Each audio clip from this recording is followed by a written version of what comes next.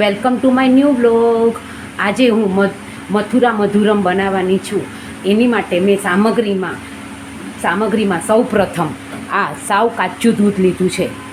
આ કાચું દૂધ લેવાથી આપણે એકવાર ગરમ કર્યા પછી નહીં લેવાનું દૂધને, કારણ કે એમાં ઓલરેડી મલાઈ જામી ગઈ હોય.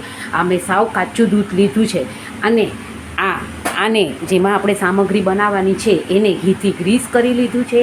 અને આમાં આમાં બદામ, આ પિસ્તાની કતરણ છે, આ બદામની કતરણ છે, આ કેસર છે, અને આ 1 ટીસ્પૂન જેટલું દહીં છે, જેથી કરીને આપણી દહીં અડધું ઉકળે પછી આપણે દહીં પધરાવવાનું રહેશે. તેનાથી આપણે જ્યારે રબડી ઠરી જશે પછી એનું કન્વર્ટ મલાઈમાં થઈ જશે, આપણું દૂધ નહીં ફાટે. અને એવી જ રીતે મેં 5 લીટર 250 ml દૂધ લીધું છે, એની સામે અડધો વાટકો મિશ્રી લીધી છે, અને 5 ટીસ્પૂન જેટલું મેં એલચીનો ભૂક્કો લીધો છે. અને આ બધાને સૌપ્રથમ હું આમાં દૂધ પધરાવીશ અને પછી દૂધને ઉકળવા દઈશ.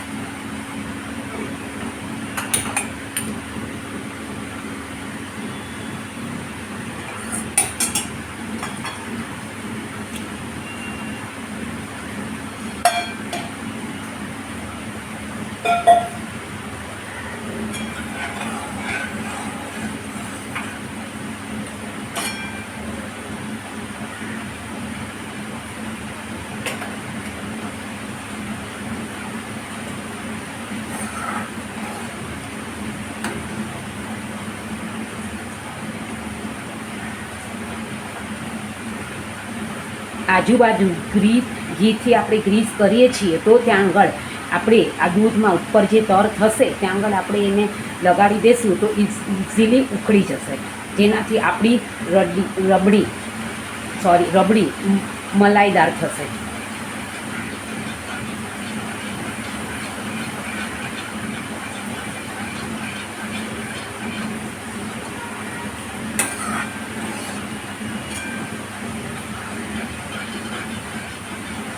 અત્યારે આ દૂધને હું સ્લો ટુ મીડિયમ ગેસ ઉપર ગરમ કરવા માટે મેં મૂકી દીધું છે.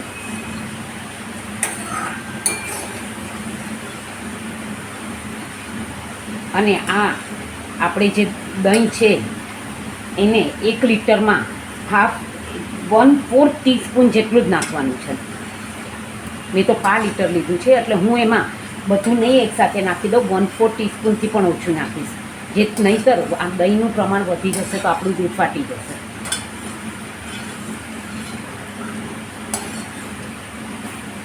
તમે જોઈ શકો છો આપણું દૂધ હવે ગરમ થવા માંડ્યું છે.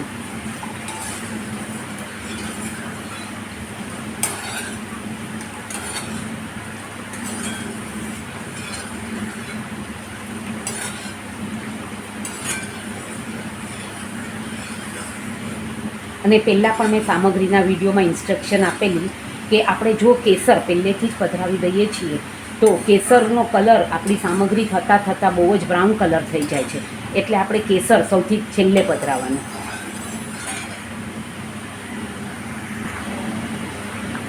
તમે જોઈ શકો છો આપણું દૂધ સરસ રીતે ઉકળવા માંડ્યું છે. હું સતત હલાવતી રહું છું, એટલે મેં એને ફાસ્ટ ગેસ પર જ ઉકળવા દીધું છે. હવે થોડુંક ઉકળી જાય પછી એમાં હું દહીં પધરાવીશ. તમે જોઈ શકો છો મેં 1/4 ટીસ્પૂન દહીં લીધું છે, એમાંથી પણ અત્યારે તો હું થોડુંક જ પધરાવીશ.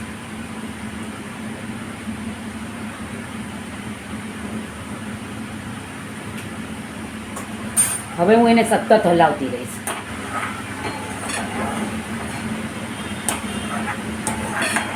ને દહીં પધરાવવાથી આપણે જ્યારે એને ઠારીને ફ્રીઝમાં મૂકશું તો એ આખું મલાઈદાર રબડી તૈયાર થઈ જશે.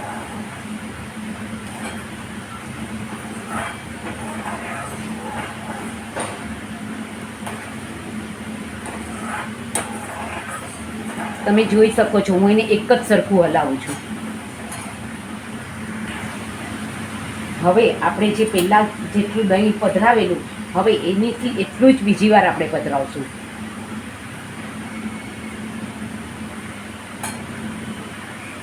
આપણે આવી રીતે 2 સ્ટેપમાં દહીં પધરાવવાનું રહેશે. તમે જોઈ શકો છો આ મેં 1 ટીસ્પૂન જે મેં દહીં તૈયાર કરેલું એમાંથી પણ વધ્યું છે. મેં આનાથી પણ અડધું દહીંનો ઉપયોગ કર્યો છે. મેં 250 ml દૂધમાં 2 વાર 1/4 ટીસ્પૂનથી પણ અડધું દહીં નાખેલું. આ પ્રોસિજર આપણે 2 વાર કરવી જરૂરી છે. એકવાર જ્યારે આપણે દૂધ મૂકીએ છીએ ત્યારે એનું ઉકળવા માંડે ત્યારે, અને પછી પાછું થોડીક વાર રહીને બીજી વાર એકદમ જ થોડું જાડું થવા માંડે ત્યારે આપણે દહીં નાખવાનું. હવે આમાં કાંઈ દહીં નાખશું નહીં. તમે જોઈ શકો છો આપણું દૂધ અડધું હવે થઈ ગયું છે. હવે મલાઈ બનવાનું ચાલુ થઈ ગયું છે. જો આપણે એને સાઈડ ઉપર લઈએ છીએ તો થોડી મલાઈ થાય છે. આને મેં ઘીથી ગ્રીસ કરેલું એટલે આપણે છેલ્લે જ્યારે આપણા ઓલા પધરાવશું સામગ્રી કાઢીને તો ઇઝીલી આ મલાઈ ઉખડી જશે. તમે જોઈ શકો છો આ મારો ગેસની ફ્લેમ એકદમ ફાસ્ટ છે, છતાં ઉભરાતું નથી અને સરસ ખદબદવા માંડ્યું છે અને ઘણું બધું જાડું થઈ ગયું છે. આમાં હવે મલાઈ જેવું બનવાનું ચાલુ થઈ ગયું છે. હવે હું જરાક વાર રહીને મિશ્રી પધરાવીશ.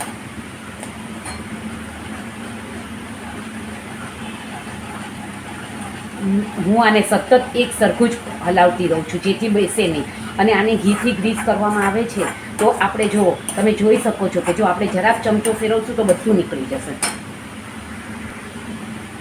તમે જોઈ શકો છો. હવે આને આપણે વધારે કરશું તો આનો માવો થઈ જશે. એટલે આમાં હવે હું મિશ્રી પધરાવી દઈશ, કેસર પધરાવી દઈશ.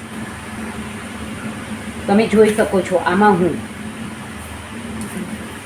મેં 2 ટેબલ સ્પૂન મિશ્રી પધરાવી છે. એવી જ રીતે મેં ચપટી જેટલું 1/4 ટીસ્પૂન જેટલો એલચીનો ભૂક્કો પધરાવ્યો છે.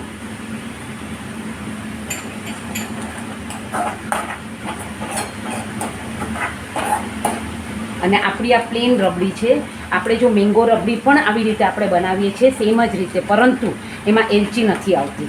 એલચી નહીં, બદામ નહીં, પિસ્તા નહીં, કાંઈ જ નથી આવતી. તમે જોઈ શકો છો હવે ઘણું બધું તૈયાર થઈ ગયું છે. હું ધીમા તાપે ખાંડને ઉગાડીશ. તમે જોઈ શકો છો આમાં મેં બધી જ મલાઈ સાઈડ ઉપરથી કાઢી લીધી છે અને ઇઝીલી નીકળી ગઈ છે ને રબડી આપણી તૈયાર થઈ ગઈ છે. હવે હું છેલ્લે કેસર પધરાવીશ જેથી આપણો એકદમ જ યલો કલર આવશે. 1/2 ટીસ્પૂન જેટલું મેં કેસર લીધું છે. આને દૂધમાં ઉગાડી અને પધરાવાથી વધારે સારો કલર આવે છે.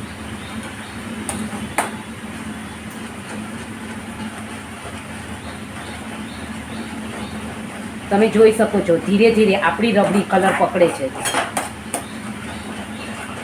આ ઠરશે પછી એકદમ યલો કલર આવશે અને ફ્રીઝમાં મૂકશું એટલે આપણે એકદમ જ માવો થઈને તૈયાર થઈ જશે. અને તમે જોઈ શકો છો મેં આમાં જે દહીં પધરાવ્યું છે છતાં આપણું દૂધ ફાટ્યું નથી.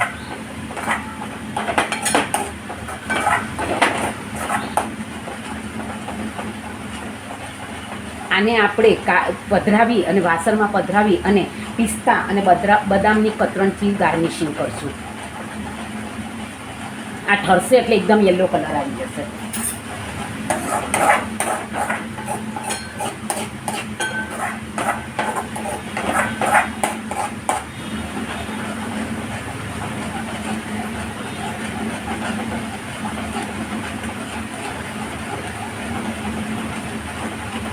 તમે જોઈ શકો છો હવે આપણી રબડી તૈયાર થઈ ગઈ છે. આપણે આને વધારે જો કરશું તો આપણું દૂધ બધું જ બળી જશે અને માવો થઈ જશે. એટલે આ સ્ટેજ ઉપર હું હવે ગેસ બંધ કરી દઉં છું. તમે જોઈ શકો છો આ મધુરમ રબડી તૈયાર થઈ ગઈ છે. હવે આને હું બદામ અને પિસ્તાની કતરણથી ગાર્નિશિંગ કરીશ. તમે જોઈ શકો છો મેં આ ગાર્નિશિંગ કરી લીધું છે.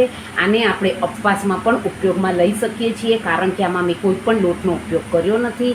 અને આ આપણી મધુરમ રબડી તૈયાર છે. Please like my channel, share and subscribe. Thank you for watching my video. See you tomorrow.